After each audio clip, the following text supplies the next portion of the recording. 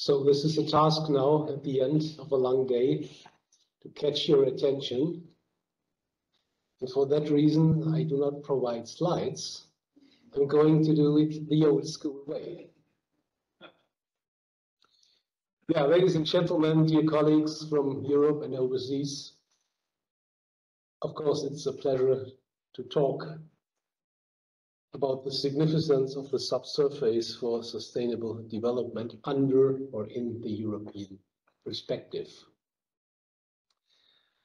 We consider sustainability as a state of balance between economic, ecologic, and societal demands. And all of you are aware of the circle diagrams where these three dimensions are represented by overlapping circles. And the story is that the overlap of three circles, this is sustainability. But this is not a physical law. That's not a law of nature that sustainability develops or appears by itself. It is a hard fight. And I think we are on the way to face this hard fight in Europe under a new perspective. We have heard Mr. Núñez Almeida this morning talking about new mines in Europe. In European societies that got more or less detached from mining over the last 30 years. Because in a prospering globalization, Europe is for years, not for decades now, the only continent of the world where mining activities are decreasing. We got part of global supply chains. We outsourced mining and all problems around mining. And for our consciousness, we wanted to have an eco sticker on the mining products so that we can sleep well. We are part of the free world, thanks to our fathers and mothers and forefathers who fought for it. And we live in democratic political systems.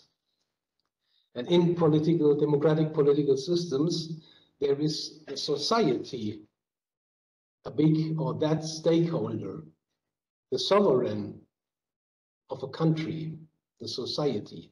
So I don't want to talk much about the relation between the economy and ecology, but the relation between our business to society. And under these premises, I want to approach the issue from three perspectives.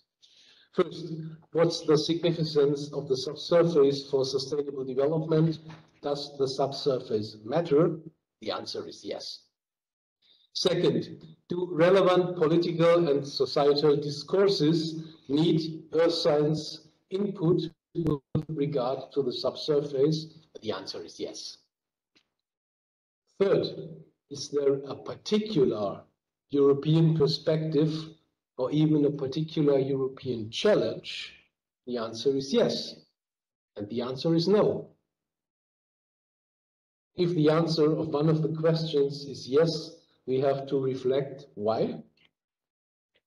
And if the answer is no, we have to spell it out also.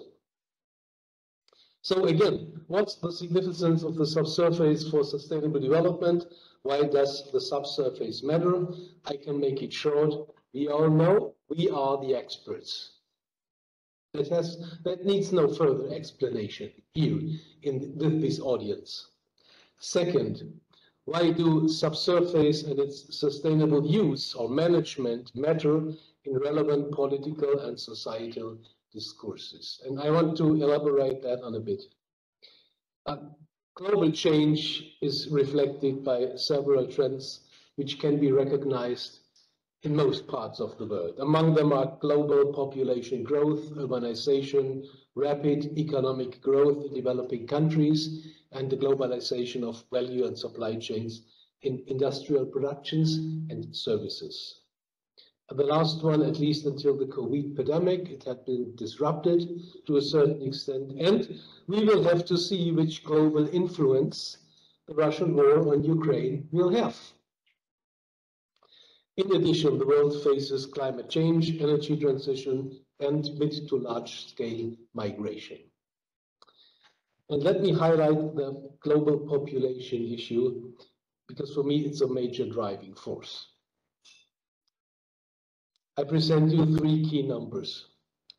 The global population growth between the year 800, that was Charlemagne, and 1800, that was the French Revolution, was 0.5 billion people. And between the year 1800 and 1950, only 150 years, the growth was 1.5 billion people. And in the next 150 years, between the end of the Second World War and the year 2100, we have to adapt or adjust the climate. In the year 2100, the growth will be approximately 8.5 billion people in 150 years. So that's, in my understanding, the biggest experiment mankind has ever started, and we are part of this experiment, and our children and grandchildren will be part of this experiment. All these developments lead to an increasing demand for the sustainable and responsible use of natural resources, such as minerals, groundwater, soil for food production, and fuels, because they are finite. In this sense, global population growth and the fight against poverty trigger three major challenges for societies. First, securing the means of livelihood and energy supply. Second, turning industrial production into a circular economy. And third, managing environmental impacts of human activities on the global scale, far beyond the traditional activities in industrialized countries. Ladies and gentlemen, exploration, documentation, and evaluation of natural subsurface resources are traditional key activities of geologists, especially of geological survey organizations. The evaluation of the human impact on and the sustainable management of natural subsurface resources have become more and more important over the past decades, and they will turn into a key issue in the future.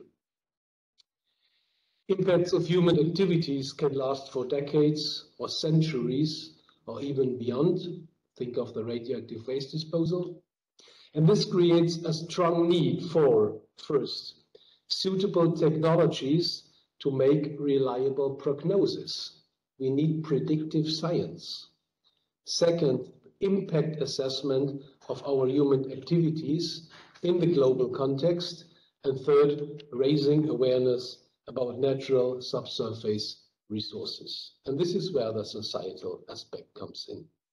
So the major scientific challenge in this respect is that most of the subsurface properties and processes are heterogeneous, in part anisotropic, and scale dependent. So in sense of technology, there is no silver bullet. We need appropriate adjusted technology. And we have to cope with the geological uncertainties. This is a clear handicap in political and societal discourses. Uncertainties may be of high interest for scientists, but they are poison for public discourses and decision-making. When it comes to the issues of the subsurface, people are not interested in the bubbles of scientists, like error bars or probability spans or competing interpretation by different academic schools. People want security. They love everything that implies or pretends security, like exact numbers and reliable numbers, and typically geologists cannot offer them. The scientific paradigm has already shifted from descriptive to predictive science. Parallel to forecasting, we need suitable monitoring technologies to see if the prognosis arrive or not. And we have to check prognosis and to adjust our human activities wherever and whenever necessary.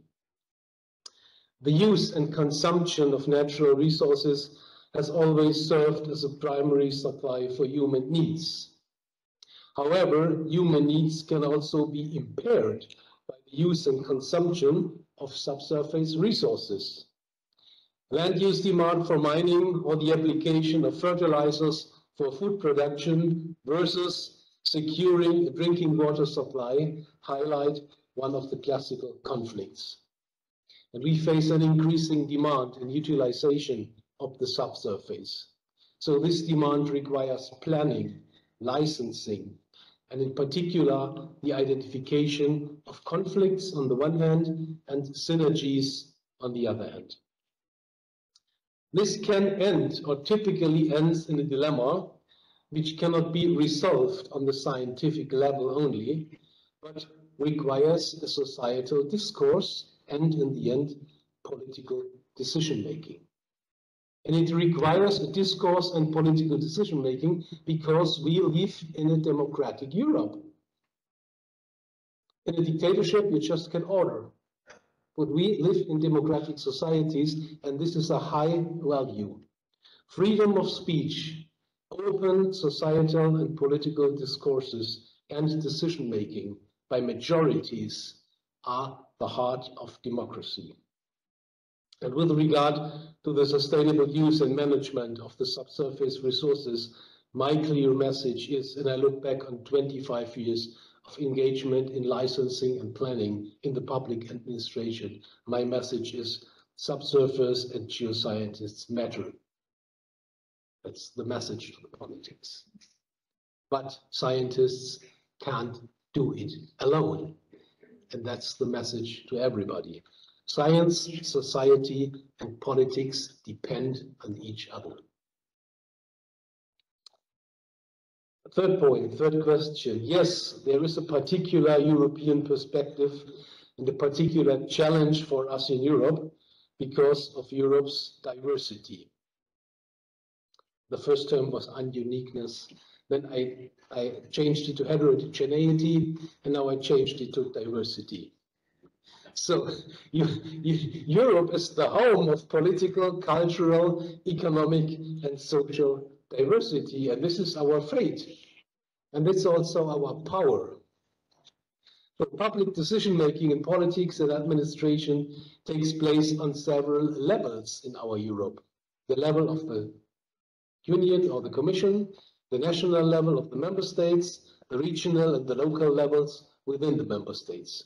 And each level represents own and specific competencies, responsibilities, regulations, participation schemes, and traditions. So in the end, if you look at Europe, we face an entire kaleidoscope of various settings. So how to provide geological expertise successfully under this kaleidoscope, tailor-made for every addressee.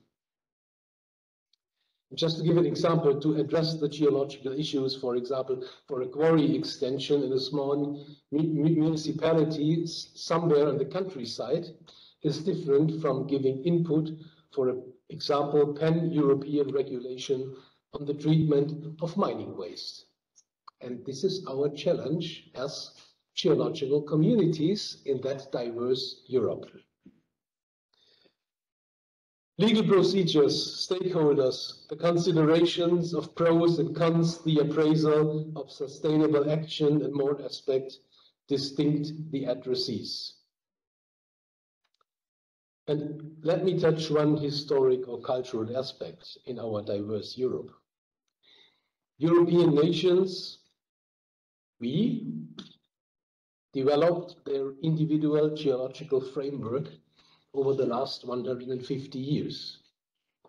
We have developed our national, I'm from Germany, sometimes even regional geological schools, geological descriptions, maps, 3D models, even evaluations and appraisals on this basis may differ from country to country, and in Germany from region to region. So this is sufficient for planning and decision-making on the local and on the regional scale. This is where we come from. But it fails to contribute successfully to the pan-European perspective. And this is our goal. This is the track we are on with the geological surveys for Europe. The handicap of scattered knowledge bases and different geological school, in this case, leverages the handicap of geological uncertainties. So we have a double handicap if we talk to society or we talk to politics on an integrated European level. And this is where the need for the geological surveys for Europe results. I answered the third question with a yes and a no, so we have to spell out the no. No, it is not a particular challenge in Europe because it's the same challenge as everywhere in the world. What does this challenge look like?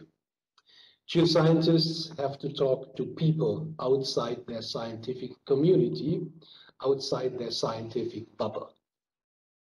In different contexts, we have seen a lot. We've seen the presentations of different contexts, and the red thread through that presentations was, in my understanding, how to incorporate, how to integrate people, how to speak to people. The people outside our scientific or geological community, they do not understand our scientific slang. They are not interested in scientific details, whereas the geologists are, because it's simply their job. Most important is, normally people do not judge an issue by scientific means. So is it interesting? Or can I extend my publication list? They do not judge it whether it's correct or incorrect. They judge it by their interests. Is it good or is it bad for me and for my family? The question is not, is a subsurface project scientifically well designed? No, it's like, will the project in general be good or bad for my job and for my home and for my family? And there's not only one who judges that way, there are millions of people, the society. So we end up in a bunch of various individual interests. This is known as the pluralistic society, that have to be investigated, reflected, discussed, assessed, and led to a justified political decision. But that's a wicked problem. Unfortunately, in a lot of cases, it summarizes in a formula A equals d to the square divided by dp.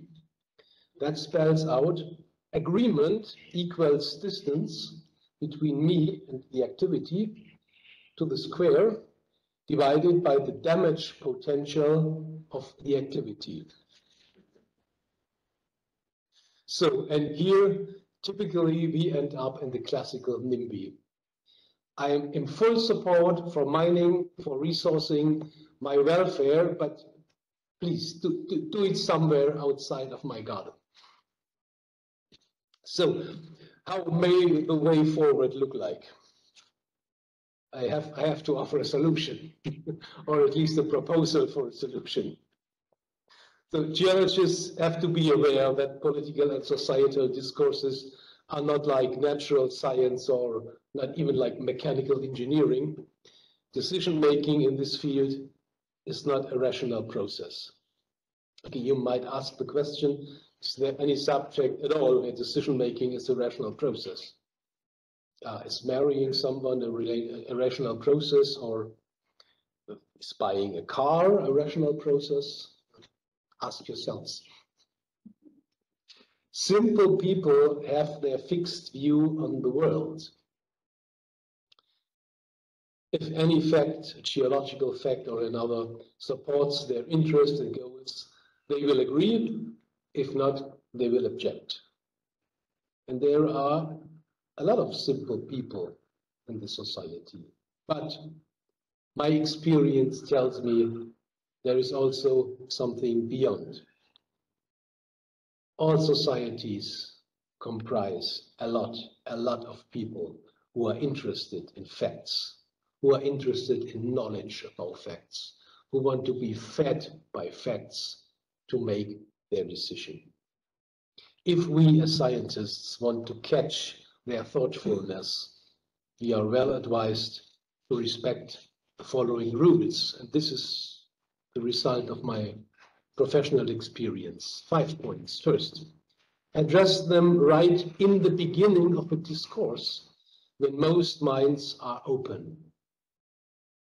Second, be transparent and comprehensible. Third, use sound and publicly accessible information and data. Fourth, provide neutral advice at the highest scientific or technical level. And fifth, communicate. Communicate and communicate. Go out to the people, go out to the countryside, go out to the full halls with 1,500 people standing there with torches and transparents and disguises. Take them serious, talk to them, and sometimes wear an old suit because rotten tomatoes may fly. So today and yesterday, we have seen outstanding examples of subsurface issues that highly matter in society and politics. We are aware of that. And let me repeat now in the end of my talk, a crucial phrase. Science, society, and politics depend on each other. No community can do it successfully by itself. Thank you very much.